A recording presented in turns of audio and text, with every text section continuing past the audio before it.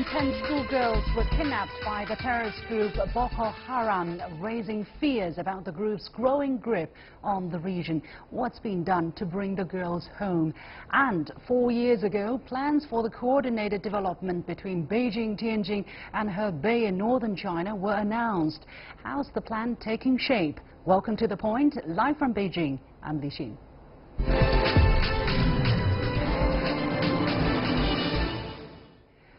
On Sunday, the Nigerian government confirmed that 110 girls have been kidnapped from a boarding school in the northeastern town of Dapchi after a raid by the Islamist terrorist group Boko Haram last Monday.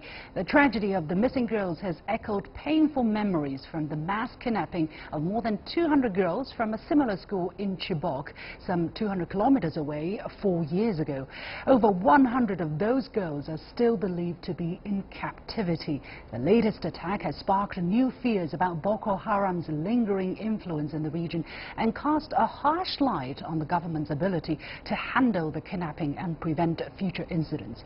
Is Boko Haram gaining ground again? What can be done to bring the girls home, and how can the terrorist group be eradicated?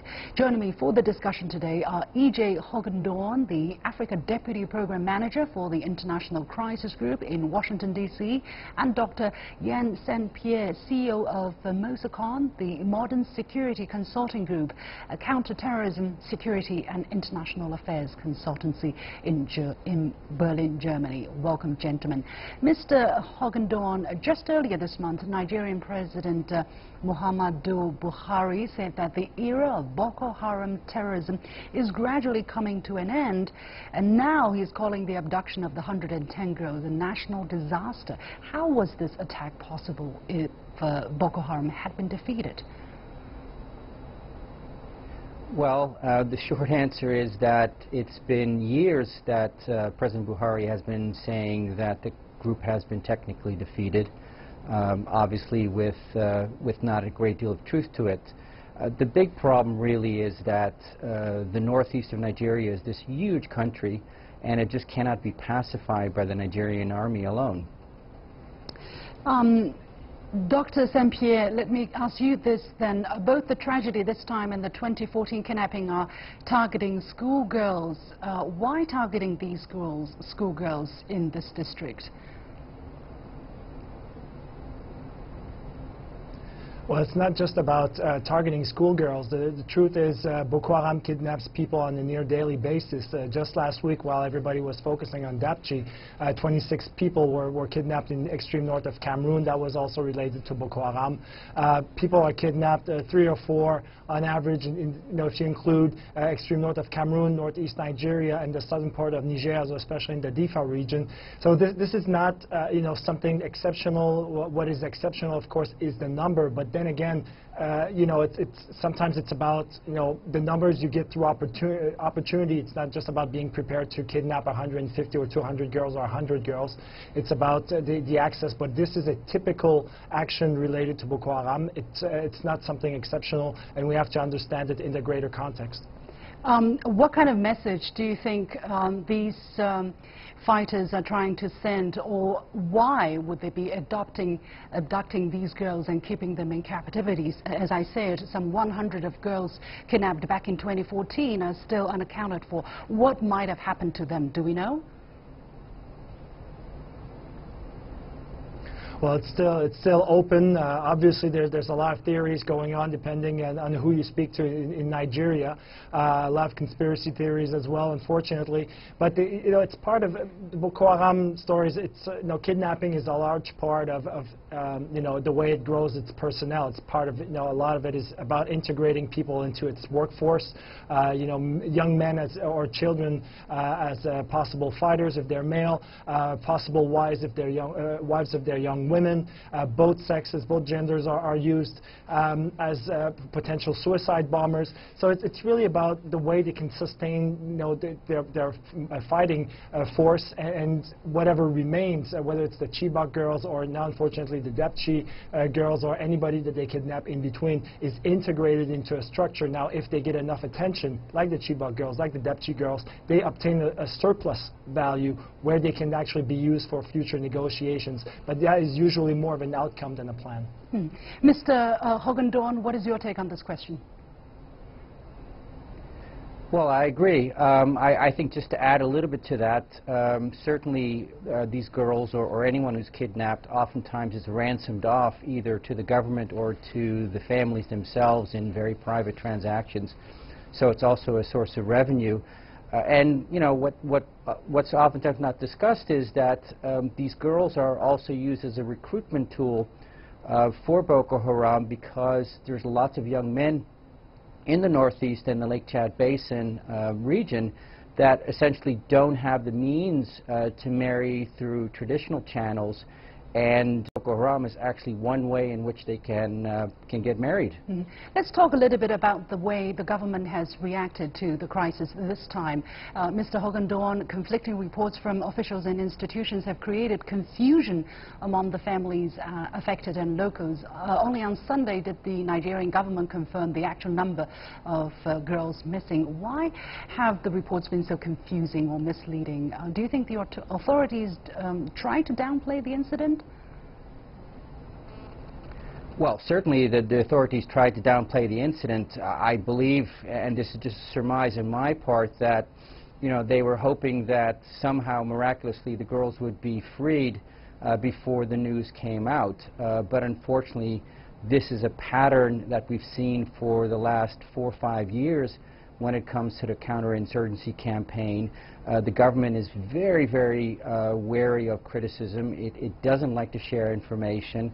It controls movement of journalists very closely, and particularly the military is not transparent at all, which we actually believe is harmful, because it really means that there is a paucity of information about what's happening. And even when policy is made, it's made in a vacuum with very little information being shared between different Nigerian agencies or different governments. Dr. St-Pierre, do you think this kind of lack of transparency and lack of coordination among different government departments has led to the tragic incident being repeated this time, or has helped, people taking advantage of the situation? Absolutely, it's been. And I agree with what Mr. Hogan also says. It's compounded a tragedy. It's played fully into the hands of Boko Haram, whether in terms of public relations or in terms of strategy. There's a lack of coordination. There's a lack of cooperation that is absolutely beneficial to not only terrorist groups, but also any vigilante groups, any other criminal or conflicting elements in Nigeria. And there's a lot of pride involved as well. The Nigerian army is the institution in Nigeria. It's taking, it sees itself as being, Nigeria for the last 52 years, and any criticism, as was mentioned earlier, is not well received, but also it won't admit any type of failure, and that creates a lot of problems, because it still sees itself as being the exclusive savior of Nigeria, and that's highly problematic. Now, more than 100 of the Chibok girls who have been rescued were able to return home due to the government's effort to negotiate with Boko Haram. From what we know, some of these fighters held by the authority became bargaining chips in the negotiations. So, Dr. St-Pierre, has this approach been effective in rescuing the girls? Well, yes and no. It depends how you see effective. If the goal is only to free the girls, absolutely. Long term, it becomes a problem, and that we see as well in the Niger Delta, where paying off is only sustained militancy, because nobody really addresses the core issues that lead to this insurgency, or that lead to this to terrorism. And so, yes, it's a great way to get the girls back, because they pay for it, but unfortunately it does sustain the cycle of violence, it does sustain the cycle of terrorism, and in the mid and long term, it's problematic. Mr. Hogendoorn, the Chibok kidnapping shocked the world, and yet this time kidnapping on a mass happened again. What do you think are the factors that have made the authorities unable to prevent the attacks from happening? Well, again, as I mentioned before, the real problem is that northeastern Nigeria is just a really, really large area, and the Nigerian army is overstretched. It's not just deployed in the northeast, but it's deployed in most of the federal states of Nigeria. And then we have the compounding problem that Boko Haram is able to move across the borders of the Lake Chad Basin countries, so into Cameroon, Niger, and Chad. And all those countries, although they are trying to work together with Nigeria under a group called the Multinational Joint Task Force to combat Boko Haram, all of these countries are facing multiple security challenges. So earlier on in the segment, there was a discussion about violence in the Niger Delta, in Nigeria, that's pulling the Nigerian army away from the northeast. In Cameroon, there is now unrest in the Anglophone region to the south, which is pulling Cameroonian forces to the south and away from the Boko Haram theater. And the same applies to Chad and to Niger. And so this becomes a really, really difficult security challenge that the military alone is not able to address. And our criticism has been for the last couple of years that most of the countries in the region have focused largely on a military response and have really failed to work on the political and developmental aspects that are necessary to address the root causes that are driving people to join and stay with Boko Haram. Dr. St-Pierre, I have about 1 minute left. Would you also elaborate a little bit more on the long-term developmental solution to this problem, which could be fundamental in eradicating terrorism like that? Absolutely. It's really about moving away from just this exclusive military idea. You know, they really need to start integrating not only the other agencies, but also civilian components as well. There's a huge distrust between different organizations. That is a problem. And everybody is trying to protect his own territory. And as long as that doesn't work, and I'm just not talking only about money here. It's really about talking integration, politics, you know, proper social structures. A lot of it needs to be done, and as long as these elements are not taken care of, it simply won't work. Okay, I have to leave it there. Many thanks to my two guests, Mr. E.J. Hogendoorn, the Deputy Program Manager for Africa for the International Crisis Group, joining us from Washington, D.C., and Dr. St-Pierre, CEO of MOSECON, the Modern Security Consulting Group in Berlin. It is a grim topic, as 100 or more also girls from the Chibok kidnapping are still unaccounted for. 100 more are suffering the same fate, devastating more families and communities. Who exactly are responsible for this? Religious fundamentalism, centuries-old tradition of slave raids, the lack of will or competence on the part of the government? The answer seems to lie in the mix of immediate as well as midterm, even long-term challenges. As Professor Scott McKeown points out in the new book, over the long term, states in the Lake Chad Basin that want to prevent other insurgencies may wish to improve young people's and especially poor young men's social and economic options. But regional governments haven't shown much interest in such issues. Because of the insurgency, they must respond to immediate challenges of social disruption, violence and famine. Again, it comes down to developmental challenges. You're watching The Point with me, Liu Xin. We'll take a short break and we'll be back right after this. Stay with us.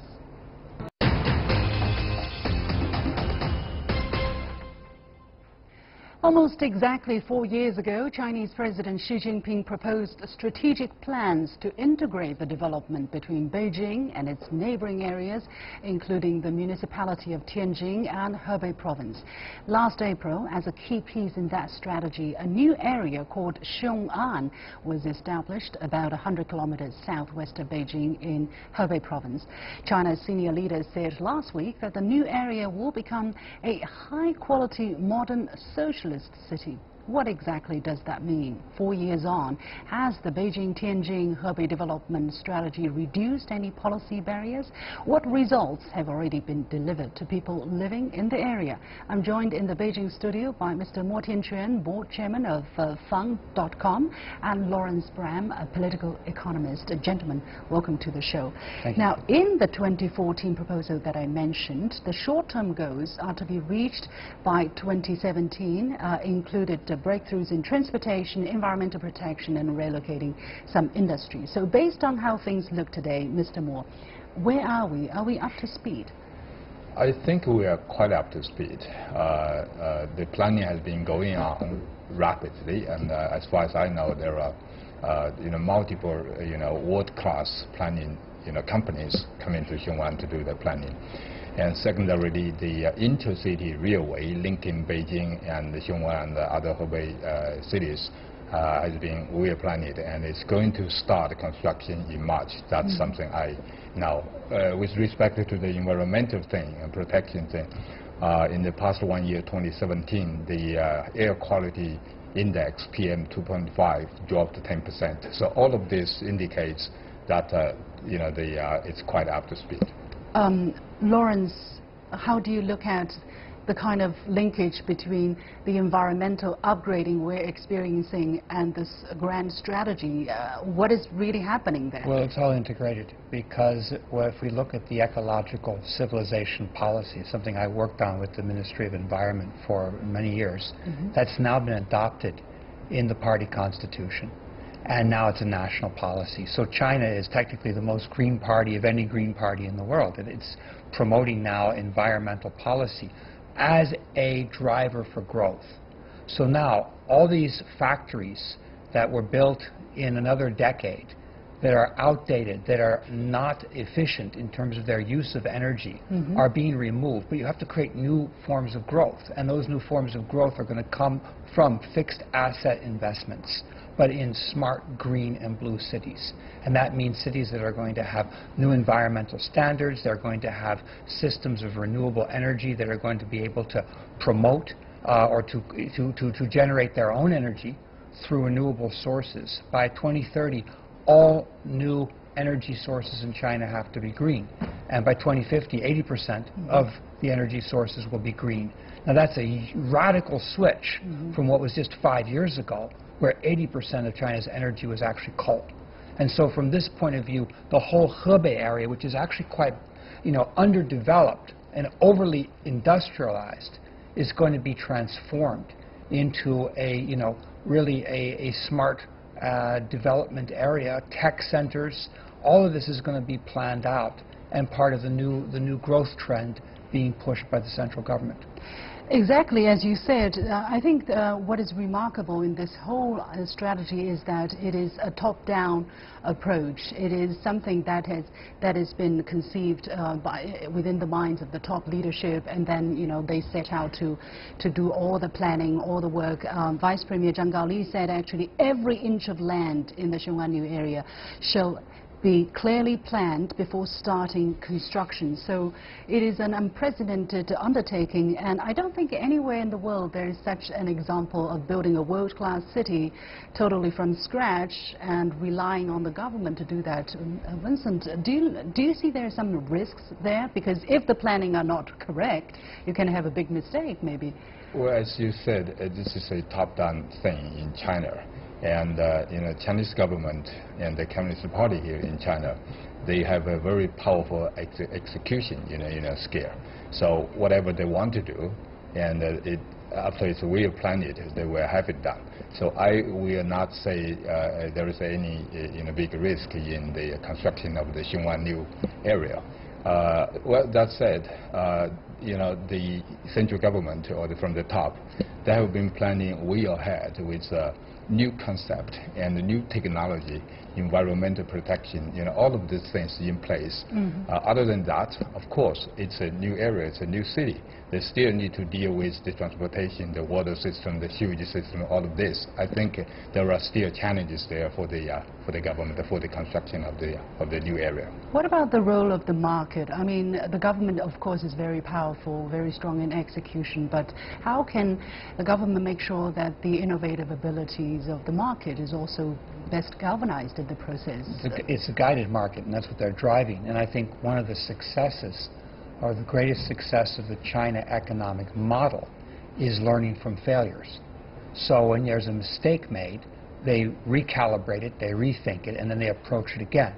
And what we've seen with the urban development of cities like Beijing and Tianjin, I mean, Beijing started to be built around the second, third, fourth ring road. This is an old Soviet planning way of building a city, and what it actually does is it creates congestion, huge amount of congestion, because in that planning, the speed of growth was not foreseen. No. Now, rethinking that, they're projecting ahead and they're creating satellite cities. So, of course, Beijing municipal government's already been moved out to the east, to Tongxian. And you now have Xiongan as the new capital, with Beijing still being a traditional heritage city. So population's being spread out, and with that, you've got to have very smart transport to reduce the congestion, to spread out the population, and to better utilize the resources. That's learning from the mistakes of over-congestion and over-construction, which hit both Beijing, Tianjin, and basically every other city in China.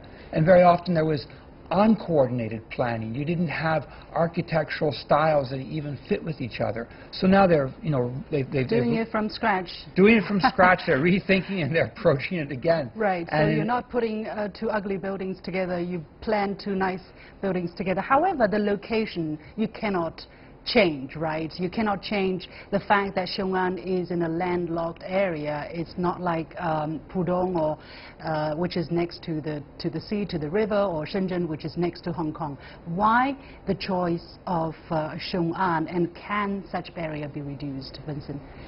I think the central government has a special team. They studied, for I think more than 2 years, and actually many years way ahead of the exact study of the Xiongan new area. I think it's well prepared. Other than that, Xiongan area is not far away from Beijing, not far away from Tianjin, and from other cities of Hebei Province. It's only about 100 kilometers, it's about 60 miles away, so it's about an hour drive. And if it's a highway speed, high speed in a train, it's probably half an hour. So it's not really a far away area. Other than that, I was in Xiongan once after the new plan was announced. There is a big lake area. There's a big lake area. I think after it's rebuilt, it's going to be a very good environmental factor in that in the area. So that's, I think, probably one of the peak of Xiongan as the supporting capital of Beijing, or extension capital of Beijing. Okay, a very interesting keyword here in the design of the city is it is a city of the future. Okay, and then also, as I heard and as we heard in the beginning of the discussion, it is going to be a high-quality, modern, socialist city. Brahm, how do you look at what does this kind of city look like for you? Smart, green, and blue. Okay. And that's the key thing. The city has to have smart infrastructure. We have to think, we were talking about inconvenience. It's too far away. Well, I remember when they first put the airport, they moved it from Kai Tak in Hong Kong to Lantau Island, and people thought it's so far away. But with high-speed rail network, it's very close, very convenient, and allowed for a whole new area of development on Lantau that didn't exist before. That's what's going to happen in Hebei Province, and you're going to have the beginning of the China megalopolis running from Tianjin to Beijing out to Xiongan. It'll be all interconnected with the port, the old capital, the new capital, and in this you're going to have a new growth trend, particularly with high-tech industries, banking, finance. And if we just think about it, when they started Shenzhen was just a fishing town. Right. Today Shenzhen's GDP is larger than Russia's. One city is larger than the whole Russia. So that's what we can see here in the future as a new form of GDP. That's why it's so exciting. That's why it's so exciting. However, Vincent, what does a socialist city, a modern socialist city, going to look like? Is it any different than the city of New York, for instance? I think Xiongan is the extension of the capital, Chinese capital, and so Xiongan is definitely going to be a Chinese city. It's not going to be a city like New York or London. So Chinese characters will be a major play in Xiongan's construction, buildings and other infrastructures as well. At the same time, because China is integrating with the whole world rapidly in the past 10 years. So I think new technology and plus green concept, green technology, green thoughts, it must be integrated into Xiongan's construction or Xiongan's building. So that's, I think, we call it a socialist, a new socialist city. So very briefly, when are we going to see a rough We are now going to have a concrete idea of how the city is going to look like. Do we have any idea what is the date that we can look forward to? At this moment, it's still pretty much on paper, right? It's on plan. It's work in progress, and I think that right now they're not revealing the plans. But what I think we can foresee is a city that's going to have a lot of AI technologies, a lot of smart systems. China, as the world's largest investor in AI, will showcase that. It will also be an ecological city. For years there have been experiments in what is an ecological city throughout the country, and I think we're going to see that as you know, a showcase. Certainly Xiongan will definitely be a demonstration of both planning, market together, and I think that's what they mean by a new socialist city. Well, still some time to look forward to, but the excitement is building in the air. Many thanks, gentlemen. Mr. Mo Tianquan, board chairman of Fang.com, and Laurence Brahm, a political economist. And here is my last point. The new economic zone of Xiongan is said to be twice as big as New York City when finished. Right now, as I said, it is still pretty much on paper, and for the ordinary viewers, it is too early to imagine what the city will look like. Even for many Chinese, it could sound like a distant dream. But in China, with the high efficiency of the system and the coordination ability of the ruling party, when there is a will, there is a way, is not just a saying. It will not take long before people start to see the changes on the ground. But there are also risks, of course, either because of loopholes in the design or shoddy implementation. All eyes are on the project and the pressure is on. That is it for this edition of The Point with me, Li Xin. Download the application called CGTN to watch our show on your mobile devices. Follow me on Facebook or Twitter using the handle The Point with Alex, or go to YouTube and look for CGTN The Point. Thanks for watching. You've got The Point.